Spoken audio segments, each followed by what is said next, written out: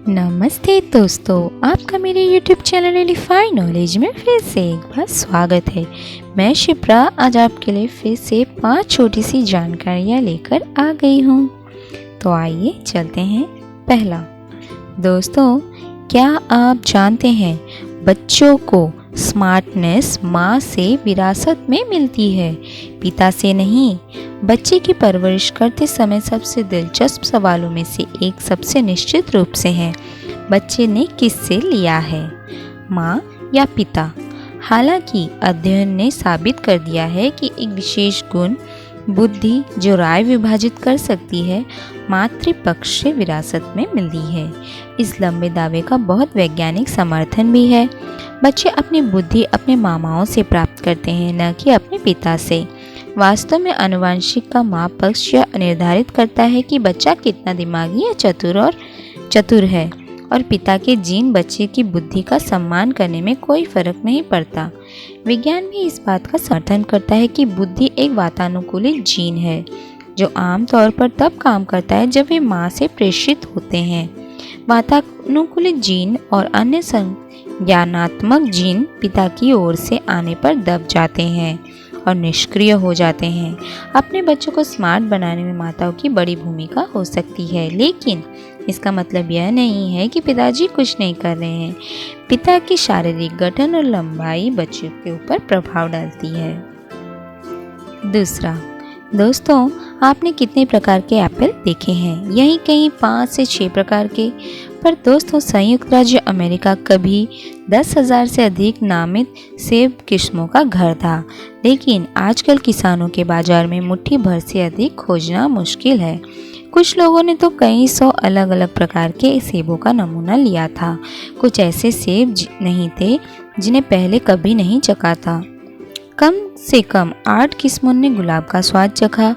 कई लोगों ने सौंफ के विशिष्ट स्वाद से कईयों को चौंका दिया।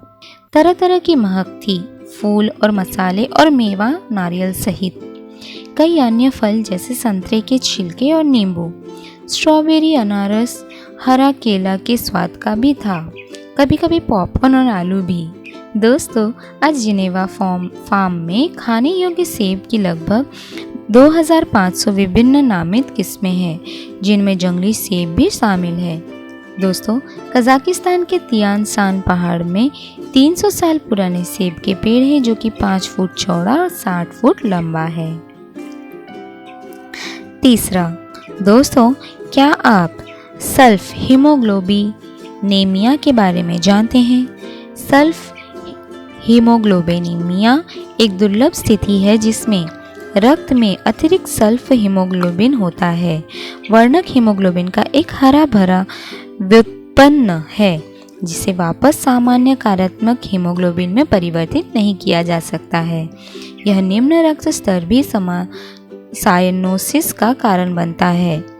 यह एक दुर्लभ रक्त स्थिति है जिसमें हीमोग्लोबिन अणु के बी पाइरोल रिंग में सल्फर परमाणु वाले किसी भी पदार्थ को अपरिवर्तनीय रूप से बांधने की क्षमता होती है। जब हाइड्रोजन सल्फाइड और फेरस आयन हीमोग्लोबिन के हिम में मिल जाते हैं तो रक्त ऊतकों तक ऑक्सीजन का परिवहन करने में असमर्थ होता है। लक्षणों में रक्त का नीला या हरा रंग, त्वचा और श्लेष्मा झिल्ली शामिल है। भले ही रक्त गणना परीक्षण रक्त में कोई असामान्य नहीं दिखा सकता, यह मलिनीकरण 5 ग्राम प्रतिशत से अधिक डीऑक्सी हीमोग्लोबिन या 1.5 ग्राम प्रतिशत मिथेमोग्लोबिन या 0.5 ग्राम प्रतिशत सल्फ हीमोग्लोबिन सभी गंभीर चिकित्सा असामान्यताओं के कारण होता है। यह आमतौर पर नशीली दवाओं से प्रेरित होता है। इसके साथ जुड़ी दवाओं के साथ सल्फोनामाइड्स जैसे सल्फासाल्जिन शामिल है। चौथा, दोस्तों क्या आपको आलू के चिप्स खाना पसंद है? अगर हाँ तो आप इसके आविष्कार के बारे में भी जान लीजिए। आलू चिप्स के लिए सबसे आम मूल कहानी में मून लेक हाउस शामिल है, जो रिसोर्ट शहर साराटोगा स्प्रिंग्स एनवाई में एक लोकप्रिय रेस्तरां है। 1853 में एक दिन शिपिंग और रेलरोड बैरन कॉर्नेलियस वेंडरबिल्ट मून के लेक हाउस में भोजन कर रहे थे। परोसे जाने वाले तले हुए आलू से निराश होकर उसने उन्हें रसोई में वापस भेज दिया और अधिक पतले कटे हुए आलू मांगे। जॉर्ज कुम अमेरिकी मूल निवासी और अश्वेत विरासत के एक प्रसिद्ध शेफ ने अनुरोध पर नाराजगी जताई। वे आलूओं को जितना पतला काट सकते थे काट दिया।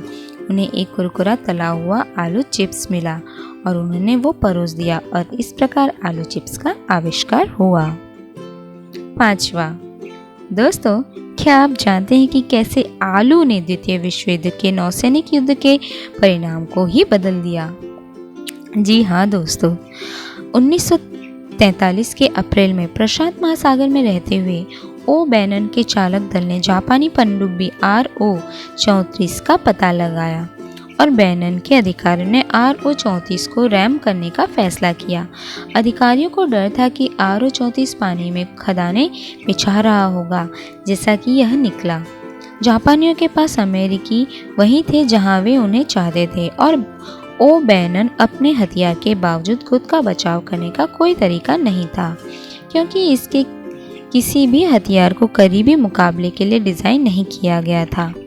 दोस्तों, ओ'बैनन के अधिकारियों ने आलू से हमला करने का विकल्प चुना। जी हाँ दोस्तों, ज़्यादातर मामलों में यह एक बहुत अच्छी योजना नहीं होगी, जबकि हवाई कण चोट पहुंचा सकते हैं। वे पनडुब्बी घुड़सवार बंदूक के लिए कोई मुकाबला नहीं है कर सकते हैं, लेकिन उड़ने वाले आलू की अनकही संख्या शायद अप्रत्याशित रूप से प्रभावी थी। जापानी दल ने नहीं सोचा था कि उन पर स्टार्च वाली सब्जियों की बौछार की जा रही है, बल्कि उन्हें लगा कि अमेरिकी हैंड ग्रेनेड फेंक रहे हैं। हाथ से फेंके गए विस्फोटकों के हमले के डर से जापानियों ने कवर ले लिया, डेक पर बंदूक को मानव रहित छोड़ दिया, क्योंकि जहाज ओ'बैनन से पीछे हट गया और सतह के नीचे उतरना शुरू कर दिया। इस प्रकार ओ'बैनन ने RO-34 को पीछे हटने के लिए बाधित किया। तो दोस्तों, आज की दी हुई जानकारी आपको कैसी लगी मुझे कमेंट बॉक्स पर ज़रूर बताइएगा और मेरे इस वीडियो को लाइक शेयर सब्सक्राइब करना ना भूलिए। नए नए वीडियो पाने के लिए आप बेल नोटिफिकेशन को भी प्रेस करना ना भूलिएगा। Thank you.